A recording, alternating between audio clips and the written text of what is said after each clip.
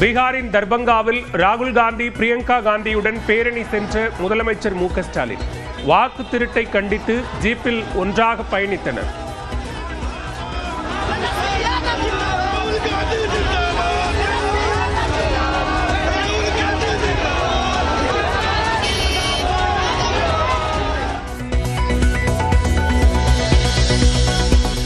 பீகாரில் தேர்தல் நேர்மையாக நடந்தால் பாரதிய ஜனதா கூட்டணி வெல்லாது என முதலமைச்சர் மு.க.ஸ்டாலின் பேச்சு. இந்தியாவின் வழக்கறிஞராக ராகுல் காந்தி செயல்படுவதாகவும் பெருமிதம். அருமை சகோதரர் ராகுல் காந்தி அவர்களே, நீங்கள் இன்னைக்கு இந்தியாவுக்கான வழக்கறிஞராக இருக்கீங்க. உங்களால் இந்திய மக்களுக்கு நீதி கிடைக்கும், இந்தியாவில் ஜனநாயகம் தழைக்கும்.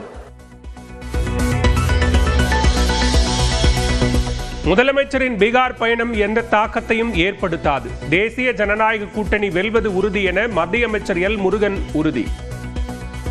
பாட்னாவில் போய் அவர் ஒரு எந்தவித தாக்கத்தையும் ஏற்படுத்த போவதில்லை. அங்கு தேசிய ஜனநாயக கூட்டணி மிகப்பெரிய வெற்றியை பெறுவது உறுதி.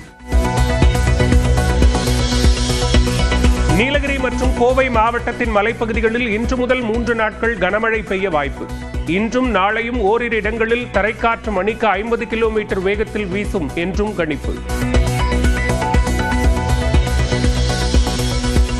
இந்தியா மீது அமெரிக்கா விதித்த 50% வரி உயர்வு அமலானது. இந்தியாவின் ஏற்றுமதி துறை கடுமையாக பாதிக்கும் அபாயம். அமெரிக்க வரி விதிப்பால் திருப்பூர் பின்னலாடை நிறுவனங்களில் மாதத்திற்கு 2000 கோடி இழப்பு ஏற்பட வாய்ப்பு. உற்பத்தியை குறைக்க உரிமையாளர்கள் முடிவு. அமெரிக்காவின் கூடுதல் வரியால் திருப்பூர் மட்டுமின்றி ஈரோட்டிலும் ஜவுளித்துறைக்கு பாதிப்பு. மீள்வதற்கு 6 மாதங்கள் வரை ஆகும் என ஜவுளி ஏற்றுமதியாளர்கள் கவலை.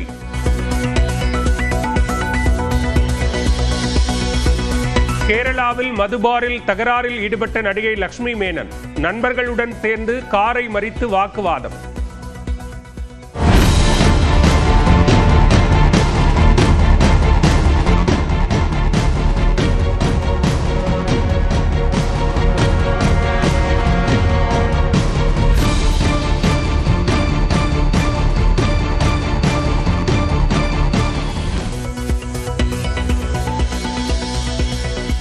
தகராறில் ஈடுபட்ட ஐடி ஊழியரை காரில் கடத்தியதாக லட்சுமி மேனனின் நண்பர்கள் கைது.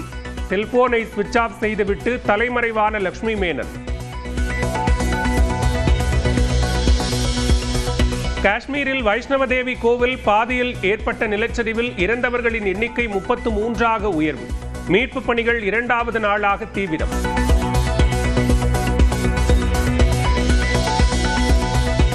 அணில் ஏன் அங்கிள் அங்கிள் என கத்துகிறது என விஜயை கிண்டலடித்த சீமான். சிஎம் சாராக இருந்தவர் எப்படி அங்கிளாக மாறினார் என்றும் கேள்வி. அணில் ஏன் அங்கிள் அங்கிள் கத்துது? அது ஜங்கிள் ஜங்கிள் தானே கத்தணும். அது ஜங்கிள் ஜங்கிள் தான் கத்தணும். அதே அங்கிள் அங்கிள் கத்துது. போன மாநாட்டுல சிஎம் சாரா இருந்தவர் இந்த மாநாட்டுல எப்படி அங்கிள் ஆகும்? நடிகர் விஜய் மீது பெரம்பலூர் காவல் நிலையத்தில் வழக்கு பதிவு. மதுரை தாவேக்க மாநாட்டில் பவுன்சர்கள் தன்னை தூக்கி வீசியதாக இளைஞர் அளித்த புகாரில் நடவடிக்கை. நாடு முழுவதும் கோலாகலமாக கொண்டாடப்படும் விநாயகர் சதுர்த்தி விழா. பல்வேறு கோயில்களிலும் அதிகாலையிலேயே சிறப்பு பூஜையில் பங்கேற்ற பக்தர்கள்.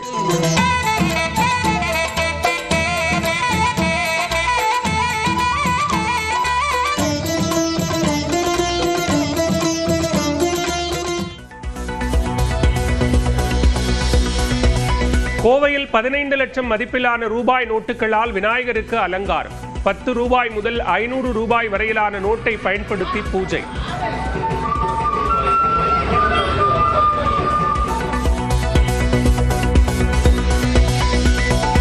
திருச்சி மலைக்கோட்டையில் விநாயகருக்கு கொழுக்கட்டை படையல். தலா 75 கிலோ எடையில் 150 கிலோ கொழுக்கட்டை படையலிடப்பட்டது. கணபதியில் நல்லாசியும் அருளும் கிடைத்துவிடும். வேலூரில் விஷப்பூச்சி கடித்து 13 வயது சிறுவன் பலி. விநாயகர் சதுர்த்திக்காக அருகம்புல் பறிக்கச் சென்ற போது நேர்ந்த சோகம்.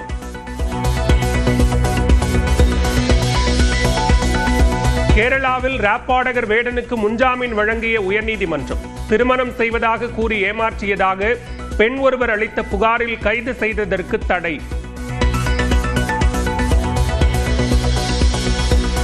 பஞ்சாபின் மதோபூரில் வெள்ளத்தில் சிதிலமடைந்த கட்டிடத்தில் தவித்த 25 பேர் மீட்பு. சிறிது நேரத்தில் இடிந்து விழுந்த கட்டடம்.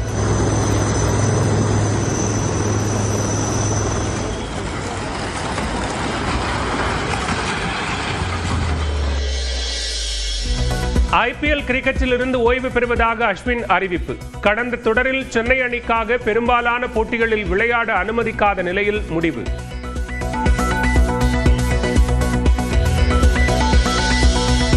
பீகாரின் தர்பங்காவில் ராகுல் காந்தி பிரியங்கா காந்தியுடன் பேரணி சென்ற முதலமைச்சர் மு க ஸ்டாலின். வாக்கு திருட்டை கண்டித்து ஜீப்பில் ஒன்றாக பயணித்தனர்.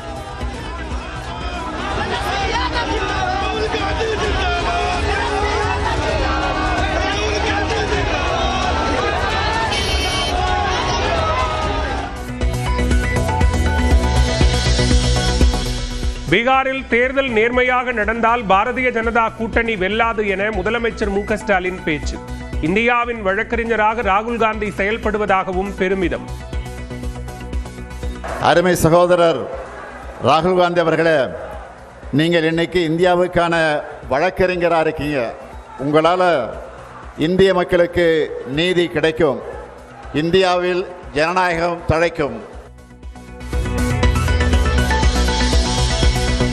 முதலமைச்சரின் பீகார் பயணம் எந்த தாக்கத்தையும் ஏற்படுத்தாது. தேசிய ஜனநாயக கூட்டணி வெல்வது உறுதி என மத்திய அமைச்சர் எல் முருகன் உறுதி. பாட்னாவில் போய் அவர் ஒரு எந்தவித தாக்கத்தையும் ஏற்படுத்த போவதில்லை. அங்கு தேசிய ஜனநாயக கூட்டணி மிகப்பெரிய வெற்றியை பெறுவது உறுதி. நீலகிரி மற்றும் கோவை மாவட்டத்தின் மலைப்பகுதிகளில் இன்று முதல் 3 நாட்கள் கனமழை பெய்ய வாய்ப்பு. இன்றும் நாளையும் ஓரிரு இடங்களில் தரைக்காற்று மணிக்கு 50 கிலோமீட்டர் வேகத்தில் வீசும் என்றும் கணிப்பு. இந்தியா மீது அமெரிக்கா விதித்த 50% வரி உயர்வு அமலானது. இந்தியாவின் ஏற்றுமதி துறை கடுமையாக பாதிக்கும் அபாயம். அமெரிக்க வரி விதிப்பால் திருப்பூர் பின்னலாடை நிறுவனங்களில் மாதத்திற்கு 2000 கோடி இழப்பு ஏற்பட வாய்ப்பு. உற்பத்தியை குறைக்க உரிமையாளர்கள் முடிவு. அமெரிக்காவின் கூடுதல் வரியால் திருப்பூர் மட்டுமின்றி ஈரோட்டிலும் ஜவுளித்துறைக்கு பாதிப்பு. மீள்வதற்கு 6 மாதங்கள் வரை ஆகும் என ஜவுளி ஏற்றுமதியாளர்கள் கவலை.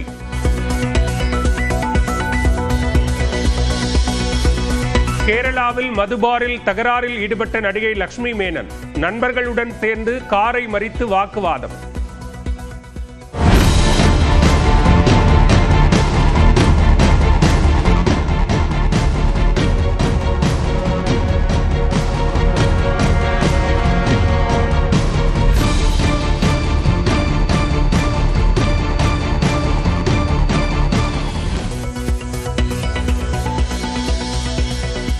தகராறில் ஈடுபட்ட ஐடி ஊழியரை காரில் கடத்தியதாக லட்சுமி மேனனின் நண்பர்கள் கைது.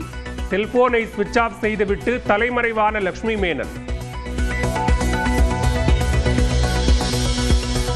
காஷ்மீரில் வைஷ்ணவதேவி கோவில் பாதியில் ஏற்பட்ட நிலச்சரிவில் இறந்தவர்களின் எண்ணிக்கை 33ஆக உயர்வு. மீட்பு பணிகள் 2வது நாளாக தீவிரம்.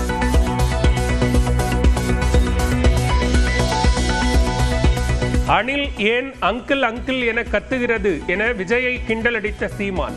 சிஎம் சாராக இருந்தவர் எப்படி அங்கிளாக மாறினார் என்றும் கேள்வி.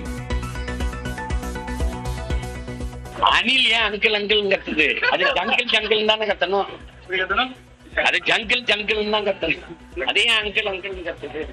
போன மாநாட்டுல சிஎம் சாரா இருந்தவர் இந்த மாநாட்டுல எப்படி அங்கிள்? நடிகர் விஜய் மீது பெரம்பலூர் காவல் நிலையத்தில் வழக்கு பதிவு. மதுரை தாவைக்க மாநாட்டில் பவுன்சர்கள் தன்னை தூக்கி வீசியதாக இளைஞர் அளித்த புகாரில் நடவடிக்கை. நாடு முழுவதும் கோலாகலமாக கொண்டாடப்படும் விநாயகர் சதுர்த்தி விழா. பல்வேறு கோயில்களிலும் அதிகாலையிலேயே சிறப்பு பூஜையில் பங்கேற்ற பக்தர்கள்.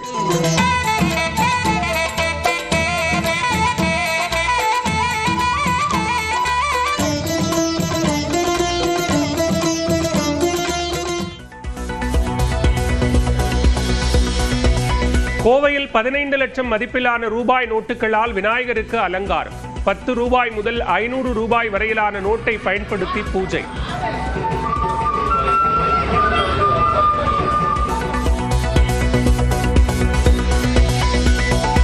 திருச்சி மலைக்கோட்டையில் விநாயகருக்கு கொழுக்கட்டை படையல். தலா 75 கிலோ எடையில் 150 கிலோ கொழுக்கட்டை படையலிடப்பட்டது. வள்ளலாம் கணபதியில் நல்லாசியும் அருளும் கிடைத்துவிடும். வேலூரில் விஷப்பூச்சி கடித்து 13 வயது சிறுவன் பலி. விநாயகர் சதுர்த்திக்காக அருகம்புல் பறிக்கச் சென்ற போது நேர்ந்த சோகம்.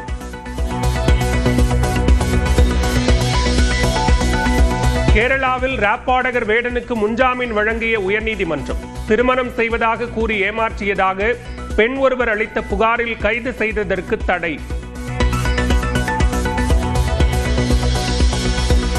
பஞ்சாபின் மதோபூரில் வெள்ளத்தில் சிதிலமடைந்த கட்டிடத்தில் தவித்த 25 பேர் மீட்பு.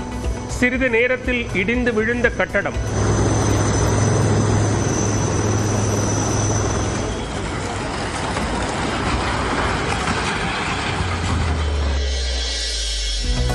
IPL கிரிக்கெட்டில் இருந்து ஓய்வு பெறுவதாக அஸ்வின் அறிவிப்பு.